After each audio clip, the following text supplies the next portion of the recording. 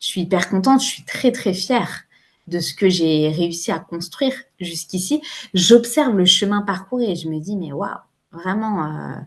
Et je sais que aussi, c'est une bénédiction, hein, ce que je construis aujourd'hui, que ça dépend pas que de moi. Et ça dépend aussi du système autour de moi. De mon conjoint qui m'encourage, de mes enfants avec qui j'ai vraiment cette complicité, cette joie, des accompagnements que j'ai pu faire, de ma foi en Dieu. Enfin, il y a plein de petites choses comme ça qui me permettent finalement d'avancer aujourd'hui avec confiance et puis de continuer à avancer même quand on sent que parfois on est en train de reculer. Bienvenue dans Histoire d'impact. Ici, je donne la parole aux entrepreneurs qui suivent leur mission de cœur en choisissant l'alignement plutôt que les apparences.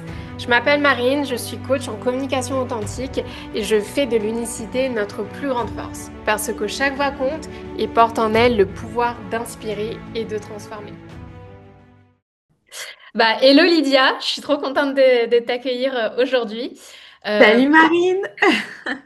On n'a jamais vraiment pris le temps d'échanger, mais j'adore l'énergie que tu dégages, donc je suis vraiment ravie de t'avoir. Eh ben moi aussi, je suis hyper contente d'être ici avec toi. Et moi aussi, en fait, j'aime énormément voilà, ta manière d'aborder la communication. Voilà, je sais que tu es axée storytelling et ça me plaît beaucoup. Justement, on va en parler, donc ça tombe bien. Donc toi, tu es coach parental, tu accompagnes les familles à guider leurs enfants sans cris, menaces ni chantage. En tout cas, c'est ce qui a marqué sur ta bio Insta. Et Hmm, sans surprise, tu es maman. Je te laisse te présenter peut-être un peu plus. absolument, tout à fait. Donc moi, je m'appelle Lydia, je suis maman de 5 enfants, entre 2 ans et demi et puis 14 ans. Et j'aide actuellement enfin, les familles depuis un peu plus de 3 ans maintenant, enfin, je crois que ça fait même 4 ans, à justement guider leurs enfants, à communiquer plus facilement, à trouver des solutions par rapport aux difficultés qu'ils rencontrent, à gérer leurs conflits plus facilement et vraiment à devenir ces leaders, ces guides que leurs enfants ont envie de suivre, auprès de qui leurs enfants ont envie de chercher guidance et conseils. Et puis vraiment renforcer leurs relations, leurs liens avec leurs enfants. J'aime bien parler de comment on peut établir une connexion de cœur à cœur avec chacun de nos enfants. Et puis du coup, finalement, améliorer notre communication pour pouvoir susciter plus facilement la coopération et la collaboration de nos enfants. On sent que ça te tient vraiment à cœur, ton discours, il est bien ficelé, etc. Qu'est-ce qui t'a amené finalement, il y a 4 ans, à te lancer en tant que coach parental? Alors, vraiment, c'est mon histoire qui m'a poussée à me diriger vers ce chemin-là. Alors moi, avant de me lancer dans cette entreprise, j'étais maman au foyer pendant plus de 6 ans. J'avais, lorsque j'étais jeune, essayé de monter des entreprises, des petites entreprises, et cetera, mais vraiment, voilà, je me suis pas donné assez de temps, j'étais pas assez passionnée. Enfin bref, ça n'a pas fonctionné. Et puis je me souviens qu'après ces expériences-là, je m'étais dit: «Non mais en fait, franchement, l'entrepreneuriat, c'est pas pour moi. Je vais passer à autre chose. Moi, c'est le salariat. J'aime avoir un salaire fixe qui tombe tous les mois, faire mes heures et puis basta.» Et donc, du coup, finalement, après la naissance de mon troisième enfant, on a vraiment choisi finalement de me libérer, mon mari et moi, pour que je puisse être vraiment disponible pour les enfants. Donc, du coup, j'étais en congé parental pendant plusieurs années. Et en fait, voilà, ça a été un chamboulement pour moi dans le sens où je cherchais vraiment des solutions aux difficultés que je rencontrais avec mes enfants. Donc, c'est-à-dire que j'étais un peu dépassée par leurs émotions, mes propres émotions. J'avais beaucoup de mal à amener mes enfants à coopérer. J'avais un idéal de la maternité dans ma tête. J'imaginais devenir une maman patiente et bienveillante. Moi, voilà, quand j'étais jeune, j'avais fait beaucoup d'animation en centre de loisirs, beaucoup de babysitting. J'avais plusieurs petits frères et sœurs. Et donc, en fait, pour moi, voilà, je considérais que j'avais un super feeling avec les enfants. Et donc, bah, franchement, voilà, devenir maman, c'était le rêve de ma vie, ça allait le faire, ça allait être facile pour moi. Et après la naissance de mon premier enfant, voilà, la réalité n'était pas du tout ce que j'avais imaginé. Et en fait, je me suis retrouvée dépassée. Je ne savais pas comment réagir face à ces comportements difficiles. Moi qui avais prévu d'être patiente, finalement, je perdais constamment mon calme. Et parfois, je ne savais même pas pourquoi. Je pouvais me réveiller sur les nerfs, être frustrée parce que mon enfant ne faisait pas ce que je lui demandais de faire, etc. Et donc, voilà, ces challenges-là m'ont amenée à me poser des questions et à chercher en fait des solutions. Je dois avouer que j'ai testé plein de choses, que j'ai lu une trentaine de livres, etc., jusqu'à la naissance de mon troisième enfant. Donc, j'ai pas mal tâtonné. Après la naissance de mon premier enfant, vraiment, j'ai fait un épuisement maternel dans lequel je me suis voilà, dépataugée. Mais j'avais pas cette conviction de la manière dont j'abordais finalement ma maternité. J'étais pas OK avec ma manière non plus de communiquer, d'éduquer mes enfants. Parce qu'en fait, j'avais vraiment cette impression de basculer entre l'autoritarisme et la permissivité. Soit j'étais trop dure et puis finalement, je posais un cadre et puis je commençais à m'énerver, etc. Puis voilà. Et puis finalement, après, je culpabilisais quoi, d'avoir crié, de les avoir attrapés par le bras, emmenés à tel endroit, etc. Ou dit des choses aussi qui dépassaient ma pensée, hein, clairement. Ou sinon, j'avais l'impression un peu de basculer dans la permissivité. Donc très souvent, j'avais plutôt ce côté très autoritaire.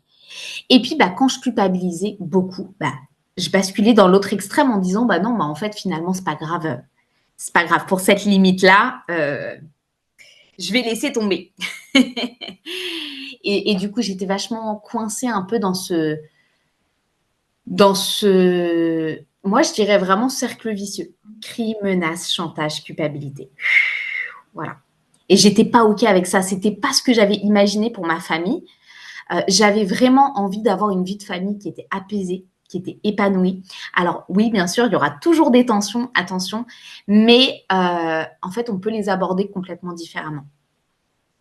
Et du coup, c'est seulement après la naissance de mon troisième enfant que là, j'ai eu vraiment un changement de paradigme.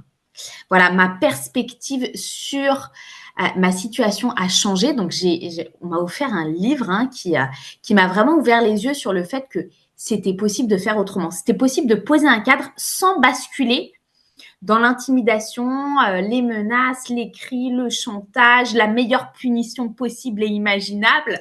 Je me souviens, j'avais un petit carnet, je notais un peu les meilleures punitions que je pouvais donner à mes enfants pour que justement ça file droit.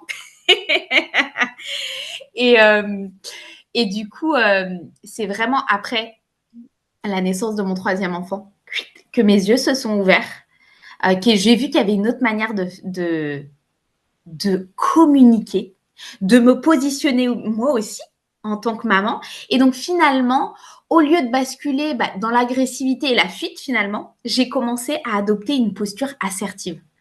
J'ai commencé à finalement apprendre à poser un cadre sans ni blesser, ni avoir l'impression de me faire marcher sur les pieds.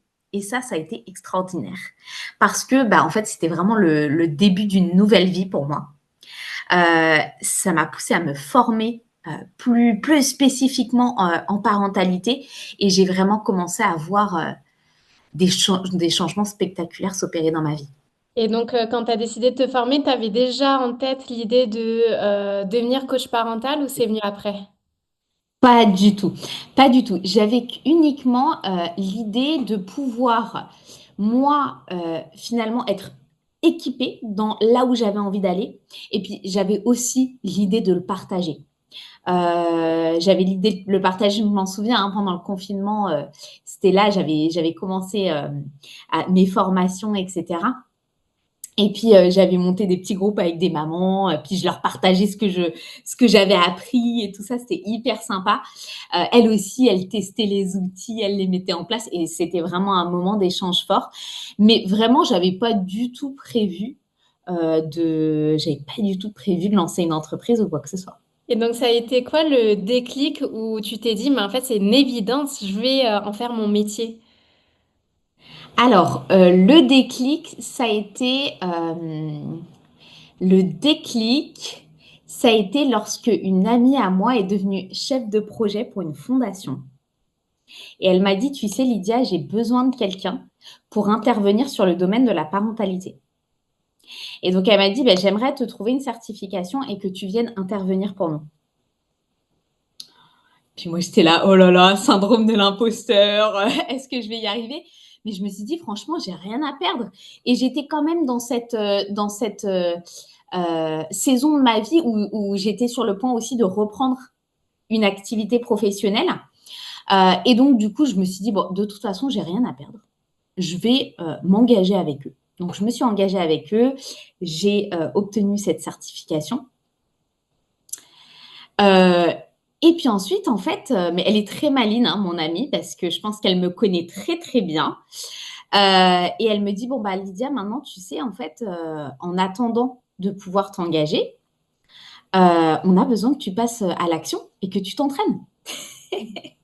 Et en fait, c'est comme ça que j'ai lancé mon entreprise.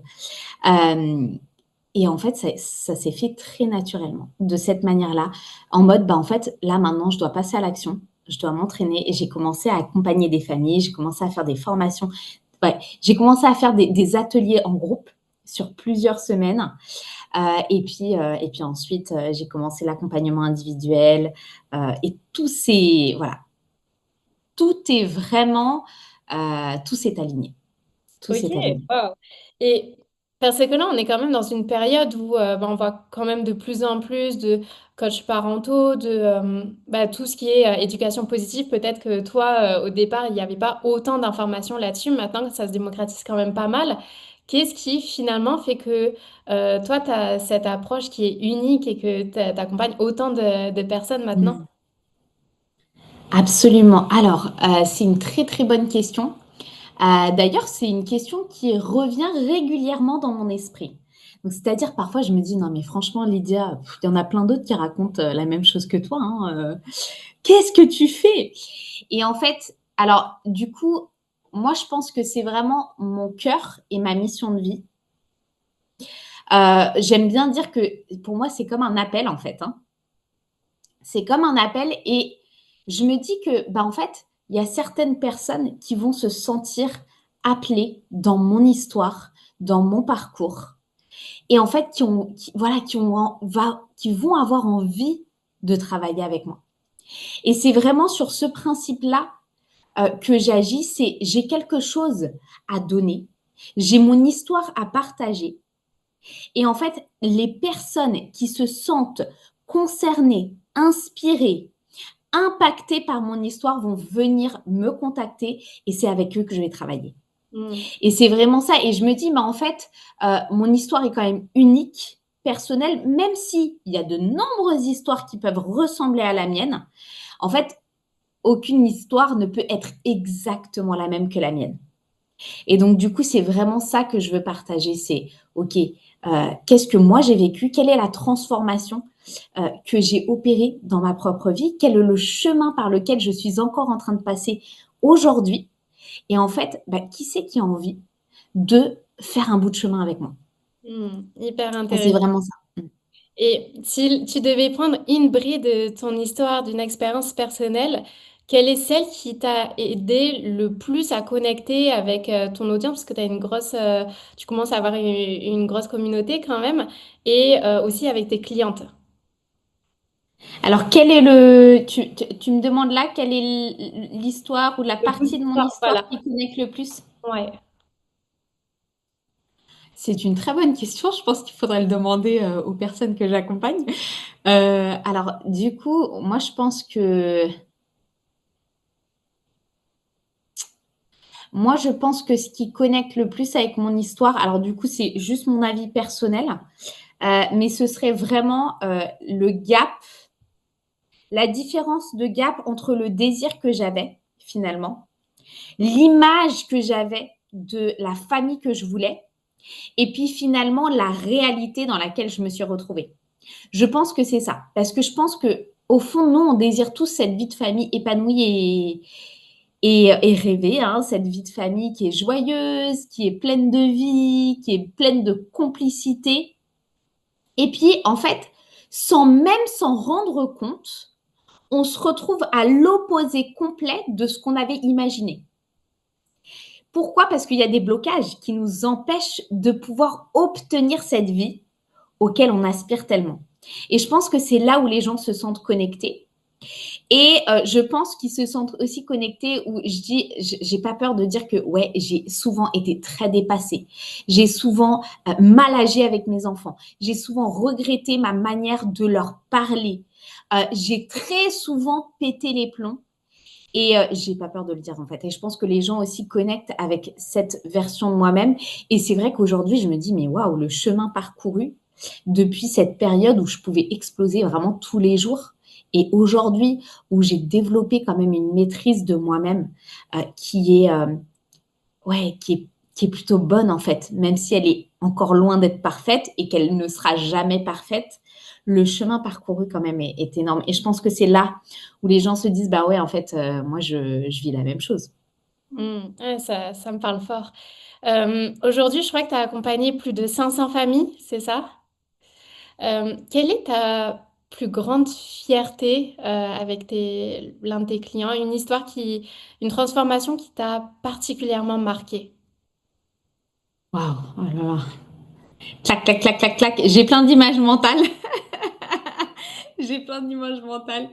Alors moi, je dirais que vraiment, il y a une histoire qui m'a impactée. C'est quand j'ai terminé, en fait, 2 mois après avoir terminé un accompagnement avec un couple.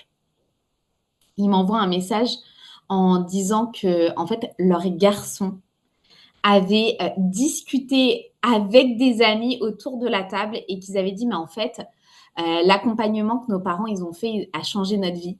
Et vraiment, aujourd'hui, notre quotidien est complètement différent et ça fait trop du bien. Et c'était les garçons eux-mêmes. Donc, du coup, c'était 12 et 10 ans, je crois, à l'époque. Et je sais que, waouh, ça, c'est une image qui me restera dans la tête, en fait.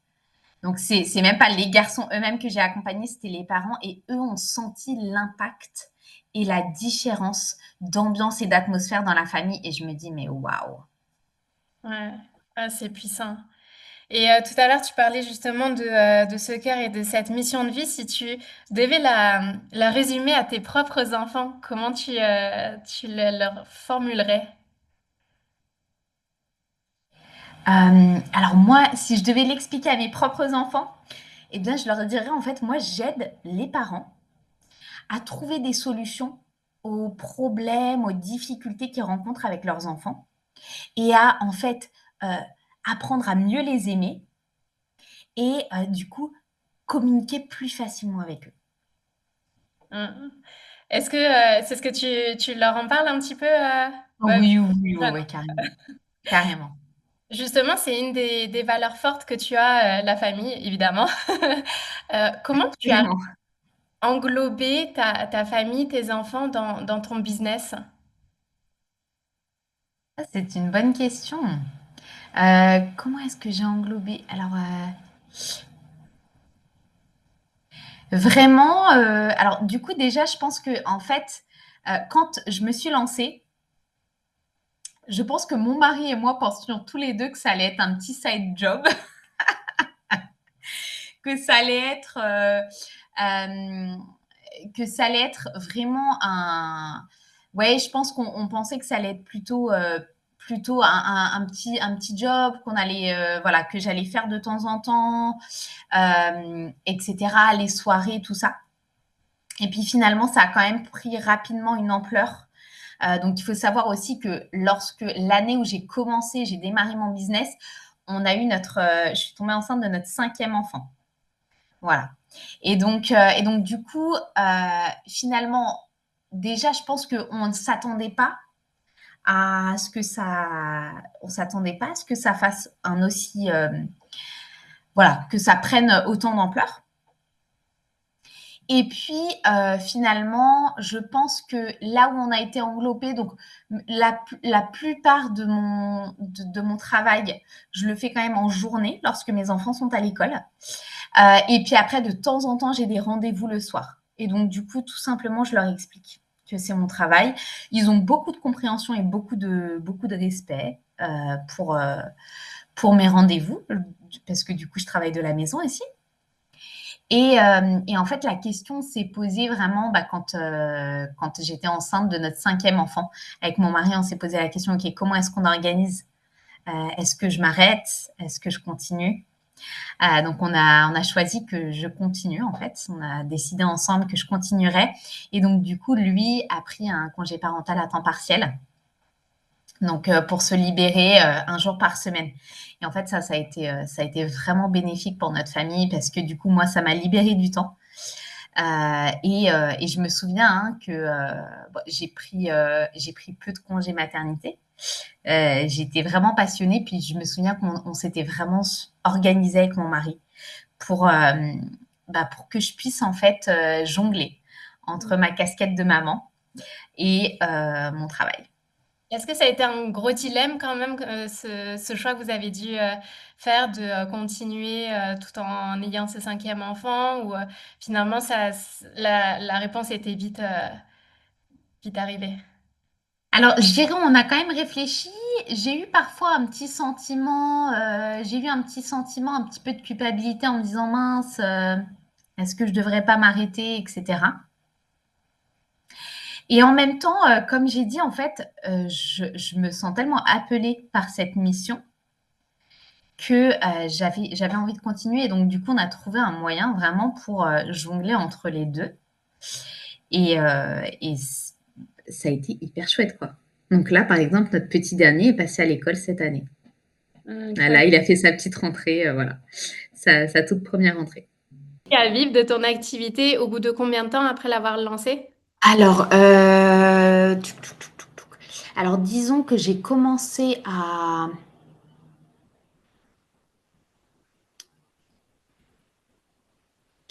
Je réfléchis. Ah, disons que j'ai... Ouais, je pense que là, au bout de 3 mois.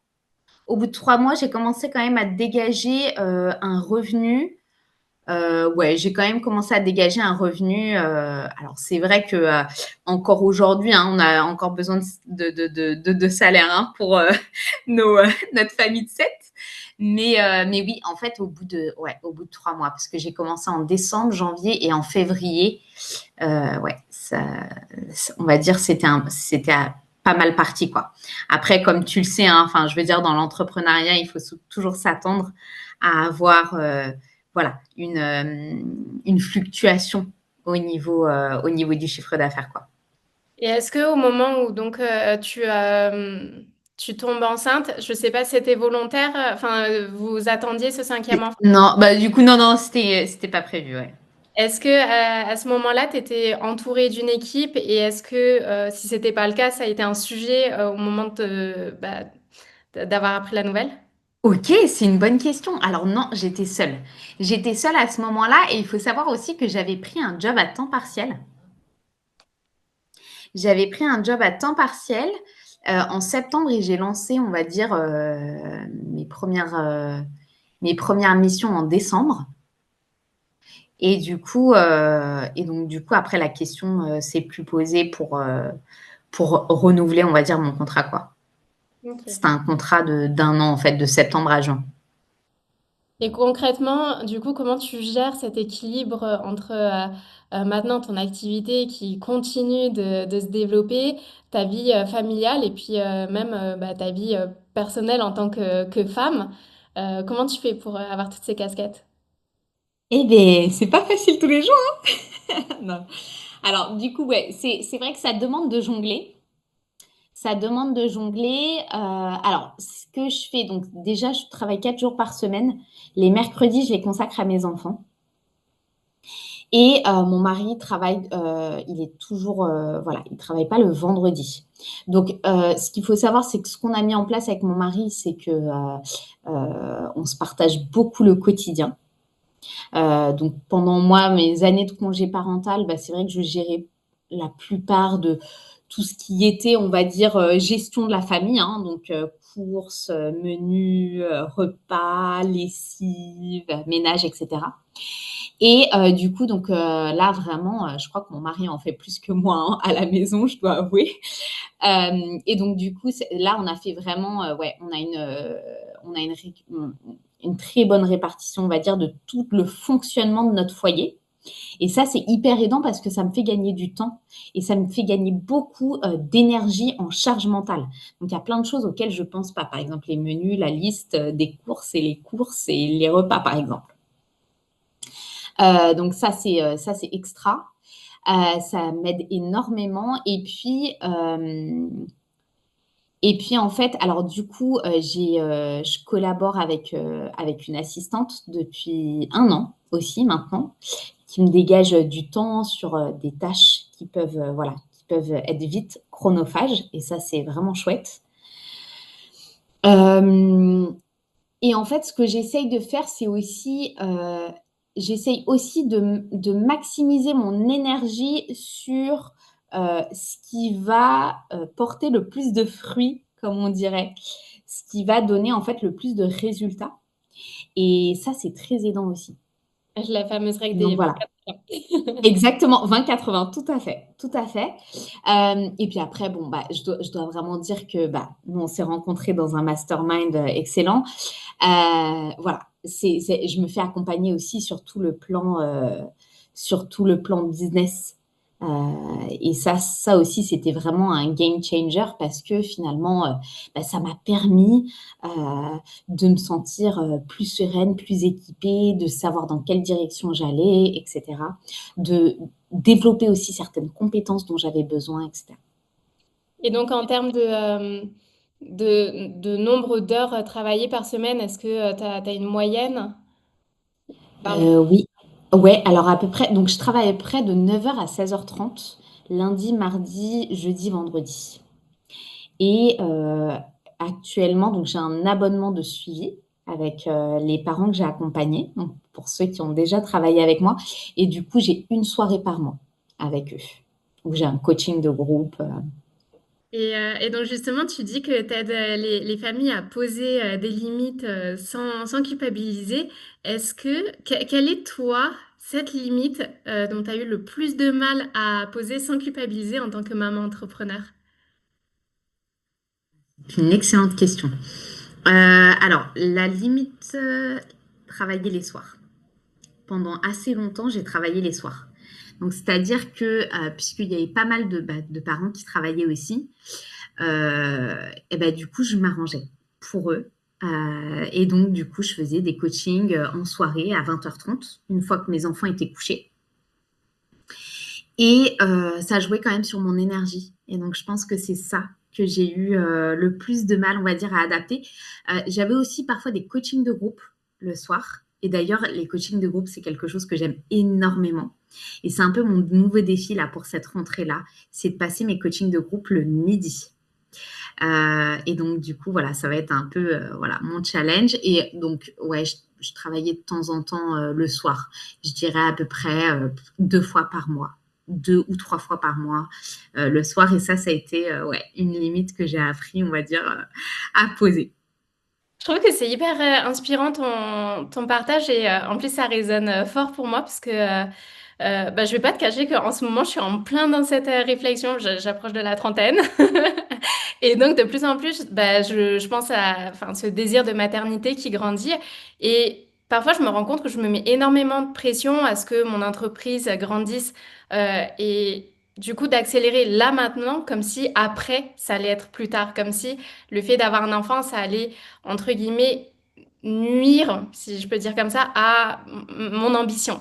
Et évidemment, c'est une fausse croyance, et t'en es aussi la preuve.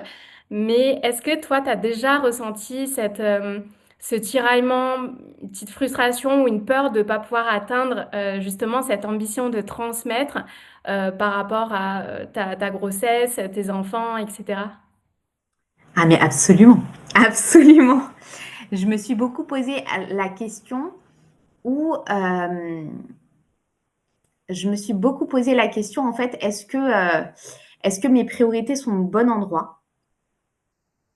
Et finalement, est-ce que mes priorités sont au bon endroit? Mais oui, je me suis beaucoup posé la question, ok, est-ce que en fait, je fais bien de lancer mon entreprise maintenant et pas attendre encore quelques années qu'ils grandissent?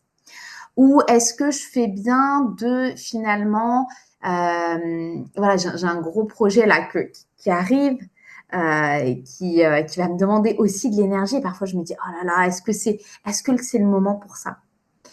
Et du coup, je pense que la chose, enfin, en tout cas, la clé pour moi, c'est de m'autoriser et de me donner cette permission-là, de sortir un peu des injonctions, il faut, tu dois, pour, ok, qu'est-ce que je veux et comment est-ce que ça peut être aligné avec ma vie aujourd'hui, finalement?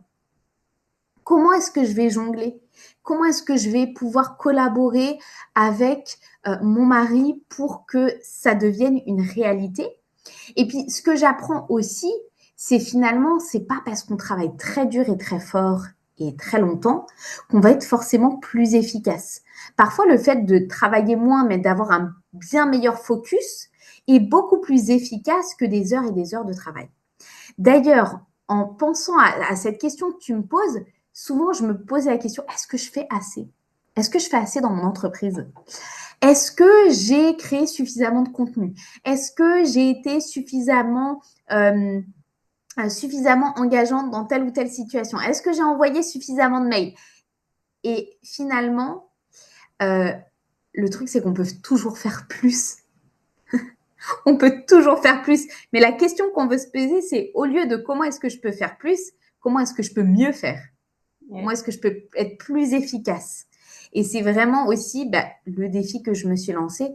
OK, sur quoi est-ce que j'ai envie de concentrer mon attention? Et qu'est-ce qui va être vraiment efficace pour moi là aujourd'hui? Et vraiment, je me dis, mais je suis hyper contente. Je suis hyper contente, je suis très, très fière de ce que j'ai réussi à construire jusqu'ici. J'observe le chemin parcouru et je me dis, mais waouh, vraiment. Et je sais que aussi, c'est une bénédiction, hein, ce que je construis aujourd'hui, que ça dépend pas que de moi. Et ça dépend aussi du système autour de moi. De mon conjoint qui m'encourage, de mes enfants avec qui j'ai vraiment cette complicité, cette joie, des accompagnements que j'ai pu faire, de ma foi en Dieu. Enfin, il y a plein de petites choses comme ça qui me permettent finalement d'avancer aujourd'hui avec confiance et puis de continuer à avancer même quand on sent que parfois on est en train de reculer. Il y a quelque chose que j'ai dû m'autoriser aussi, c'était de gagner moins en été. C'était d'avoir un chiffre d'affaires en baisse en été. Et en fait, j'ai dû me l'autoriser en me disant, mais en fait, c'est OK.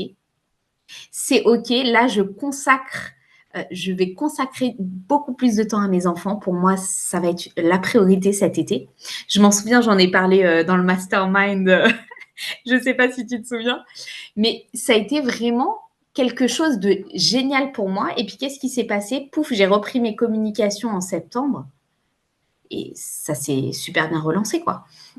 Donc je me dis, les choix qu'on fait aussi, lorsqu'ils sont alignés avec ce qu'on veut, avec nos valeurs et avec nos valeurs de vie et puis ce qu'on veut vraiment, notre mission, eh bien, en fait, les choses se mettent en place. Mais c'est vrai que notre cerveau, il va toujours voir ce qui ne va pas, ce qui n'est pas assez. Et on va l'entraîner finalement à voir tous les pas en avant, à observer le chemin parcouru, à exprimer de la gratitude, même quand on sent que le résultat n'est pas exactement là où on veut qu'il soit, quoi. Et c'est un beau rappel que tu fais là parce que c'est vrai que dans presque cette course, à la fois qu'on se fixe nous-mêmes et aussi avec ce qu'on voit chez les autres entrepreneurs, etc., on a toujours cette envie de croître, de faire évoluer notre CA. Et des fois, en fait, c'est juste revenir aussi à ce qu'on veut vraiment et passer du temps avec ses enfants, sa famille, ça en fait partie. Justement, tu parles de fluctuations de CA. Est-ce que au moment de ta grossesse et après la naissance de ce cinquième enfant, ton activité a ralenti, elle s'est stabilisée ou tu as quand même réussi à croître? Alors, c'est une bonne question. Je réfléchis.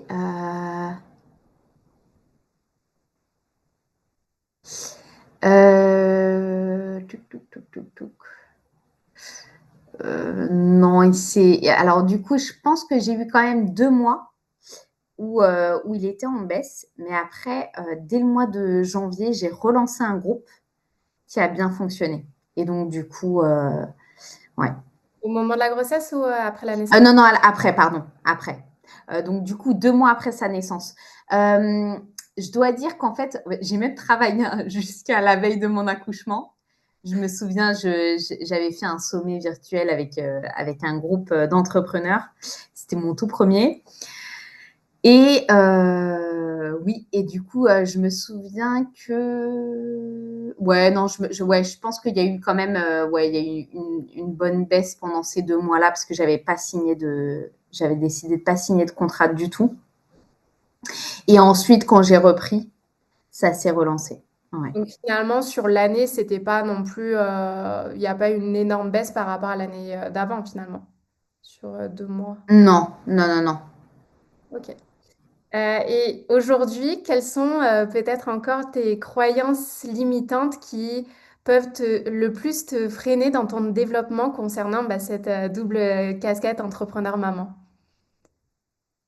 Quelle est la croyance limitante qui me freine encore? Ou que tu viens de surmonter récemment, etc. Ouais. Je pense que j'ai quand même la crainte de me retrouver un peu épuisée, de me retrouver fatiguée et de manquer d'énergie pour les deux. Ou d'avoir tendance à mettre plus d'énergie dans l'un que de l'autre. Donc en fait, j'essaye de sortir de cette croyance limitante dans le sens où je pense qu'en fait, c'est pas du 50-50. C'est que bah, en fait, en période de lancement, bah ouais, je vais avoir probablement besoin de plus d'énergie pour mon entreprise. Et puis ensuite, bah, en période où il n'y a pas de lancement, eh ben, plus d'énergie pour ma famille. Et vraiment, j'essaye euh, d'observer quelque chose de circulaire. Mais oui, je pense que c'est quand même quelque chose sur lequel je vais rester vigilante, si Mm. tu vois ce que je veux dire. Donc, je le considère un peu comme une croyance limitante. Et puis, j'ai aussi ce sentiment voilà, moi, voilà, j'ai grandi avec ce dicton, voilà, pour gagner plus, il faut travailler plus. Et donc, du coup, voilà, j'ai tendance un petit peu à rebasculer dans ah non, mais là, il faut que je bosse. Allez, je vais bosser ce soir, je vais rattraper tout ça, etc. Au lieu de me focaliser sur OK, où doit aller mon focus et comment je peux mieux faire. Ah, d'ailleurs, du coup, tu me rappelles une question que je voulais te poser tout à l'heure. Justement, tu disais que tu réfléchissais beaucoup à tes priorités pour les mettre au bon endroit. Est-ce que, avec le recul, il y a déjà eu un moment où finalement tu te dis, bah, j'aurais pas dû mettre mon focus là-dessus?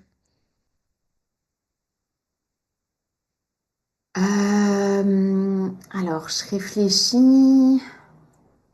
Est-ce qu'il y a un moment donné où je me suis dit j'aurais pas dû mettre mon focus là-dessus?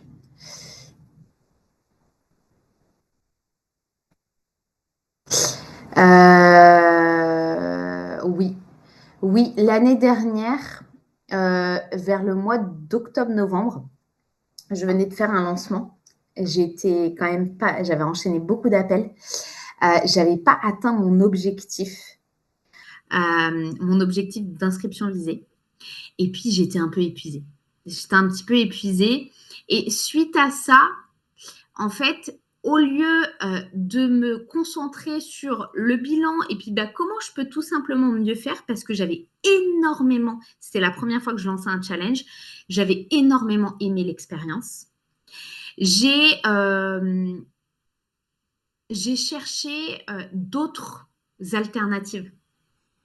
Et en fait, là où je me dis, j'aurais pu avoir un meilleur focus, c'était juste me concentrer sur, OK, comment est-ce que je peux mieux faire la prochaine fois?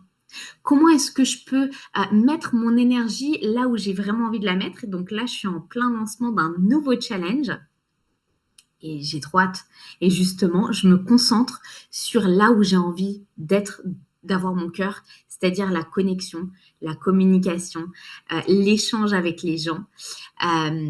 Et puis en fait, je laisse de côté un peu plus des choses en fait qui sont importantes, mais qui sont peut-être moins importantes pour cette période-là. Hmm. Et dans les moments comme ça de rush un petit peu quand tu fais des lancements, etc., quels vont être vraiment euh, ton non négociable par rapport à ton équilibre avec ta famille, avec le temps passé avec tes enfants, etc. Alors, mon non négociable, ça va être je refuse de laisser mon stress envahir ma maison. Hmm. Si tu vois ce que je veux dire. Donc, c'est-à-dire que ce que j'essaye de faire, et en fait, on a tous des périodes de stress. C'est impossible de se dire, en fait, je vais pas stresser. Donc, on a tous des moments un petit peu de pic où voilà, on se sent un peu stressé, voilà, on a envie d'atteindre tel objectif ou encore, etc. Et donc, du coup, ce que j'essaye de faire et ce sur quoi je travaille, c'est que déjà, j'exprime ce que je vais ressentir sans accuser mes enfants. Et en fait, j'apprends à redescendre le plus vite possible.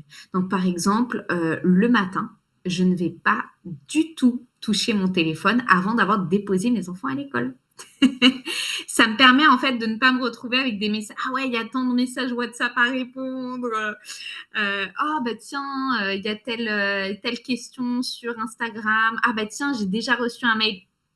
J'avais tendance à un petit peu à me laisser noyer ou à regarder quand les enfants étaient prêts.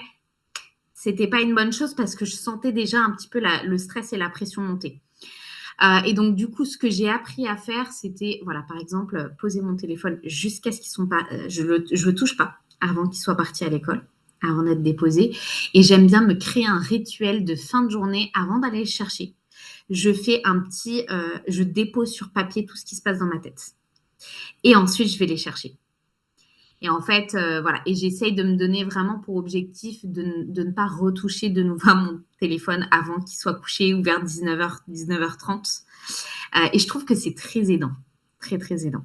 C'est vrai, et moi je vois mettre en place cette routine de pas toucher mon téléphone, ne serait-ce qu'une heure après le lever, c'est très compliqué, mais en fait ça fait Ouais, toute la différence effectivement en termes. complètement. C'est dingue. Et ta routine en fin de journée d'écrire, je le retiens. Ouais, vraiment, ça m'a énormément aidé. J'ai mis ça en place il y a quelques mois maintenant, avant le début de l'été. Et vraiment, j'ai senti un grand soulagement parce que je récupérais mes enfants. En fait, comme je collais mes rendez-vous jusqu'au bout. Et donc, du coup, je partais à l'école un peu en roche. Et donc, du coup, j'ai décidé de décaler mes rendez-vous pour finalement avoir au moins un bon quart d'heure avant d'aller les chercher et finalement un peu faire cette décompression. Ouais, Et progressif. ça m'aide énormément, carrément. Puis, du coup, j'aime bien emmener mes enfants goûter au parc ou dehors juste après l'école. Et alors, j'aime bien dire que c'est pour eux, mais en réalité, c'est aussi pour moi. Parce que finalement, juste voir la nature, respirer l'air frais, c'est hyper aidant, surtout quand on travaille de la maison et qu'on n'a pas de trajet euh, travail-domicile, quoi. Et j'imagine qu'il doit y avoir, bon, bah, comme tout entrepreneur, évidemment, des moments de down, mais encore plus quand on a la gestion d'autant d'enfants en parallèle qui amènent une certaine charge mentale, si je peux dire, ne serait-ce que si ils dorment mal, ils sont malades, etc. Je vois que tu C'est vraiment ça. visualises. Quel est le mantra? Tu nous as parlé de la foi aussi que tu avais, mais quel est le mantra, la phrase que dans ces moments-là, tu vas te répéter pour réussir à avancer malgré tout? Alors du coup, ok, est-ce que j'ai un mantra spécifique? Je réfléchis. Donc ouais, comme tu dis, hein, je rebondis sur ce que tu disais, mais oui, c'est vrai, hein, enfin, je veux dire, pendant longtemps, j'ai pas fait mes nuits. Parfois, on se réveille fatigué. On a le droit aussi, nous les parents, de se lever du mauvais pied. Alors, du coup, je pense que vraiment, ce que j'ai appris, c'était de prendre cette décision. Je dois dire que pendant une grande partie de ma vie de maman, j'étais un peu dans cette position de victime et je subissais un peu mon quotidien. Pauvre de moi, je crie parce que mes enfants m'écoutent pas. Et en fait, j'avais un peu cette tendance à blâmer mes enfants pour mes réactions et les émotions que je pouvais ressentir. Et donc, du coup, j'ai décidé vraiment de prendre, j'aime bien dire prendre mes responsabilités parce que c'était vraiment ça. J'appelle ça finalement incarner sa puissance. Hein. Et finalement, me dire non, en fait, je suis responsable de mes propres émotions. Et donc, du coup, je peux choisir ce que j'ai envie de ressentir ou pas. Je dis pas qu'il n'y a pas de moments difficiles qu'on va passer.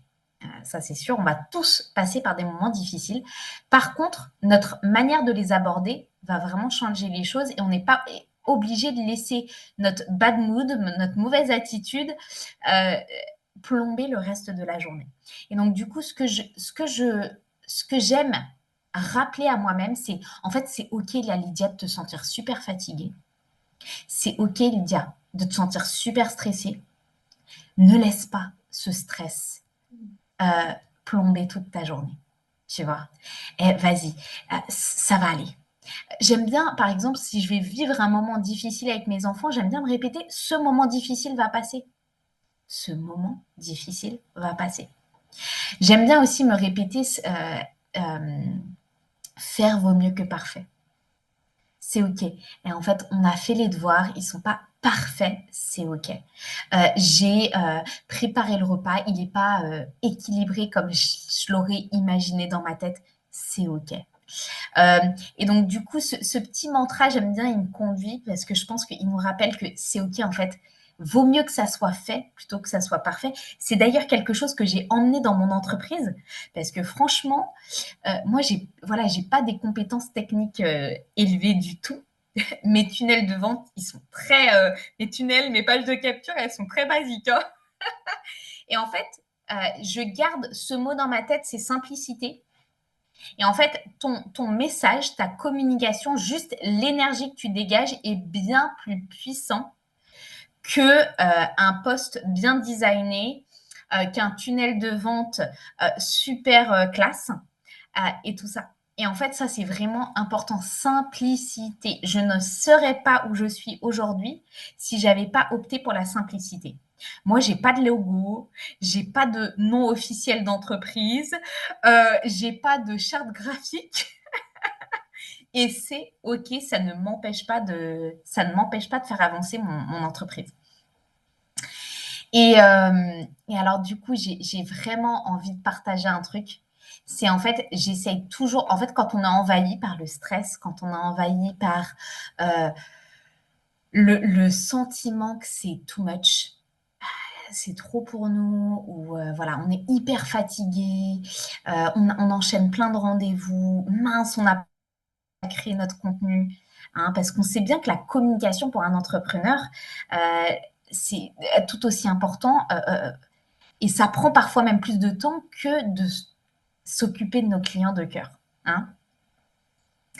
Et du coup, il y a quelque chose qui a sauvé, on va dire, je pense, même ma manière d'aborder mon entreprise, c'était de revenir sur la vérité. Quand on est envahi par le stress, par le mince, j'ai pas fait ceci, j'ai pas fait cela, revenons sur ce qui a déjà été fait. Rappelons-nous ce qu'on a déjà fait dans la journée. Ouais, c'est vrai, j'avais prévu de créer 10 postes. Ah mince, je voulais créer 10 postes. Et puis finalement, mais en fait, j'en ai déjà fait 5. C'est bien en fait. Et donc, du coup, quand on revient sur la vérité, ça fait redescendre notre stress. C'est comme avec nos enfants. On est inquiet parce que mince, on est pressé, on n'a pas encore mis les chaussures avant de partir, mais rappelons-nous qu'ils sont habillés, qu'ils ont pris leur petit déjeuner, qu'ils ont brossé leurs dents. C'est déjà génial. Euh, mais c'est vrai, notre cerveau, il va voir ce qui ne va pas, mais essayons de l'aider à porter son regard sur la vérité, ce qui est juste et vrai actuellement dans notre vie, hein. C'est comme quand on est maman, mais parfois on culpabilise parce que on n'a pas signé telle autorisation dans les temps, ou on a oublié de donner des baskets propres à notre enfant pour son cours de gymnastique. Oh là là, mais moi je suis cette maman-là. J'oublie plein de trucs comme ça.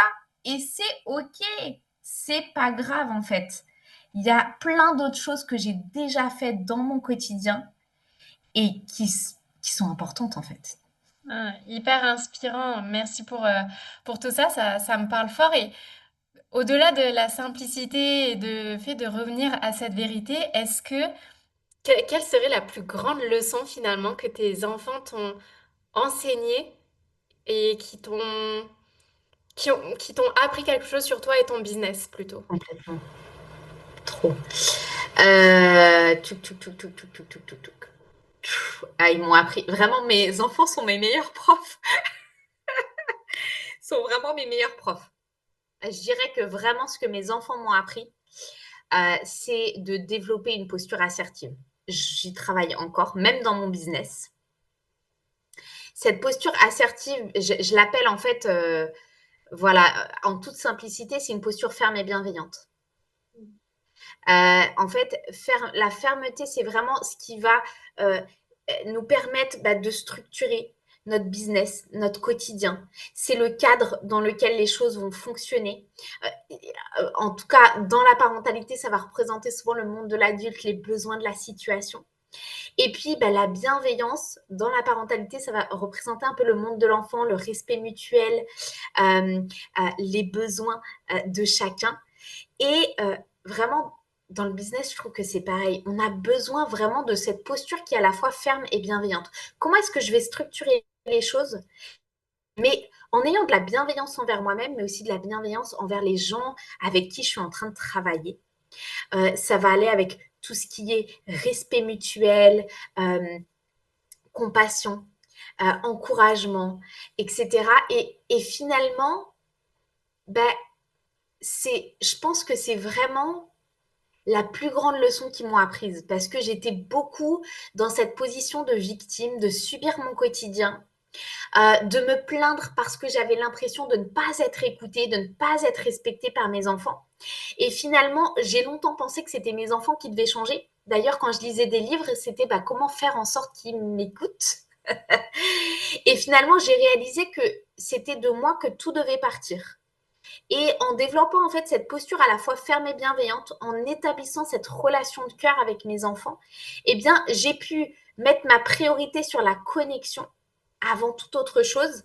Et finalement, comment est-ce que moi, je peux prendre mes propres responsabilités, la responsabilité de mes émotions, de mes réactions. Et en fait, ça m'a permis de passer de la réaction, qui est pour moi l'émotion en action, à la réponse qui est pour moi, finalement, comment est-ce que je vais répondre efficacement? Et je trouve que vraiment, c'est quelque chose que j'emmène aussi dans mon business sur comment est-ce que je peux être à la fois bienveillante dans tout ce que je fais, tout en gardant cette fermeté qui va me permettre de me structurer, de protéger aussi mes propres limites. Quand on pose des limites à ses enfants, alors oui, c'est souvent pour les garder en sécurité, pour mieux fonctionner dans la famille, mais c'est aussi pour nous les parents qu'on pose des limites, hein. Et, et en fait, lorsque on va apprendre à les faire respecter, la pression va redescendre dans la famille, les choses vont être plus faciles, quoi. Donc j'imagine que c'est ce que tu transmets aussi à tes clients. Finalement, qu'est-ce que tu aimerais qu'on retienne de toi dans 20 ans, l'héritage que tu veux laisser à tes clients? Euh,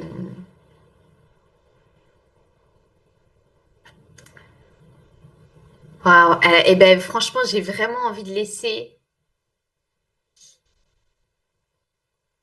j'ai envie de laisser, j'ai envie de laisser ce message que la connexion doit rester notre priorité dans notre relation avec nos enfants, mais aussi avec d'autres personnes, hein, de notre entourage, notre travail, nos clients. Et que, en fait, finalement, c'est possible de communiquer et de se faire respecter sans basculer dans l'agressivité, mais sans non plus fuir ou se laisser marcher sur les pieds. Mmh. Que c'est possible. Que c'est possible. Je pense qu'on est vraiment coincé parfois dans ce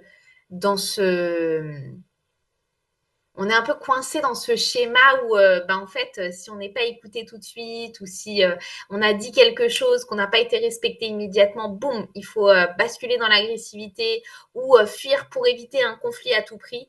Mais en fait, c'est possible finalement de communiquer avec assertivité et finalement sans être obligé ni de basculer dans l'agressivité ni de finalement tout céder en fait. Tout céder. Ne pas se respecter soi-même. Et ça, je trouve que c'est extraordinaire. Je me dis que vraiment, si on pouvait tous juste y aspirer, parce que bon, y arriver parfaitement, on y arrivera, ce sera pas possible, mais si on pouvait tous y aspirer, il y aurait beaucoup moins de conflits et de problèmes dans ce monde. Mmh. J'imagine que ça, c'est une vision, que tu as envie de transmettre à un maximum, de parents, de impacter un maximum de familles. Comment tu vois l'évolution de ton business dans ces prochaines années? Quel est, ton rêve ultime? Trop bien. Ouais. Alors ouais, moi je pense qu'en fait nous les parents on a un rôle vraiment hyper important à jouer parce qu'en fait on est en train de construire la prochaine génération hein. Et vraiment enfin je veux dire on peut changer le monde avec la manière dont on éduque et qu'on communique avec nos enfants et ça c'est juste extraordinaire. Donc c'est vraiment une responsabilité à ne pas prendre à la légère. Euh, et j'ai vraiment envie de passer ce message. Oui, c'est dur d'être parent, je le confirme à 1000% que c'est pas facile tous les jours, que c'est un vrai challenge. Mais j'ai aussi envie de dire que c'est une mission de vie de la plus haute importance et que c'est essentiel. Et en fait, tout le travail qu'on va faire sur nous-mêmes par rapport à notre relation avec nos enfants, elle va aussi impacter notre propre vie et toutes les sphères aux alentours. J'ai accompagné récemment une maman qui était beaucoup dans la complaisance avec son fils. Et on a vu exactement comment elle pouvait poser des limites avec respect. Et elle me dit, mais en fait, aujourd'hui, j'arrive à poser des limites même au travail, alors que j'y arrivais pas avant. Et ça, c'est juste extraordinaire. Bref, parenthèse fermée. Maintenant, je réponds à ta question. J'aimerais ouvrir une école de coaching parental qui allierait à la fois développement personnel, expertise en parentalité et en accompagnement des parents et business. Donc c'est vraiment voilà mon grand projet qui va, je pense, arriver très bientôt. Et, Waouh! et ça, je trouvais ce sera extraordinaire de pouvoir former d'autres personnes justement à impacter la vie des parents pour que justement on puisse vraiment transformer la génération à venir et impacter le monde. Waouh, oui, c'est ultra puissant. Merci pour ce partage. Je vois que l'heure tourne, c'est passé hyper vite. J'aurais tellement de questions à te poser. Mais en tout cas, merci beaucoup. C'était hyper inspirant et tu as vraiment réussi à montrer durant notre échange que on peut avoir un business vraiment aligné avec son histoire, sa mission de cœur et que ça peut transformer des vies, à la fois la tienne, celle de ta famille et des familles que tu accompagnes. Donc c'est extraordinaire. C'est vraiment ouais, très, très inspirant. Donc merci pour tout ça. Est-ce que pour terminer, tu peux expliquer si jamais on veut travailler avec toi ou découvrir ton travail, comment on fait? Bah déjà, en tout cas, merci beaucoup Marine pour ta confiance. Merci pour cette opportunité de pouvoir partager ce message-là. C'est vrai que j'ai pas forcément l'occasion de parler de mon business puisque je parle beaucoup plus de ma vie de famille. Donc merci, merci pour cette opportunité. Et du coup, je alors, du coup, comment travailler avec moi? Eh bien, franchement, ce que je vous propose, c'est de venir participer à mon challenge de 3 jours qui va commencer le 15 septembre. Ça va être juste extraordinaire, une expérience de folie. Et puis, vraiment, n'hésitez pas à venir m'envoyer un petit message par Instagram si vous le souhaitez. Je proposerai aussi l'opportunité d'avoir un appel découverte avec moi. Voilà, je peux proposer ça, Marine, pour si les gens veulent me contacter. Et puis voilà. Merci d'avoir écouté cet épisode d'Histoire d'impact. J'espère que ça vous a touché, inspiré ou réveillé quelque chose en vous. Si c'est le cas, pensez à laisser un like et à vous abonner pour ne rien manquer des prochaines histoires. Et surtout, n'oubliez pas, votre voix peut vraiment faire bouger les lignes. Alors je vous dis à très vite pour une nouvelle histoire.